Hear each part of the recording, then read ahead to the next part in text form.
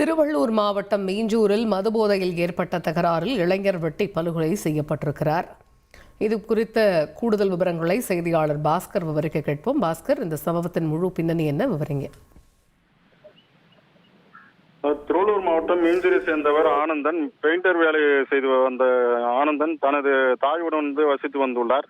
நேற்று ஆனந்தனின் தாய் அவரது மகள் வீட்டிற்கு சென்ற நிலையில் இரவு தமது நண்பர்களுடன் ஆனந்தன் அருந்தியதாக கூறப்படுகிறது. நள்ளிரவு மது அறிந்த போது நண்பர்களுடன் ஏற்பட்ட தகராறில் ஆனந்தனை சராமரியாக வெட்டி கொலை செய்த இருவரையும் அங்கிருந்து தப்பி ஓட்டம் பிடித்தனர்.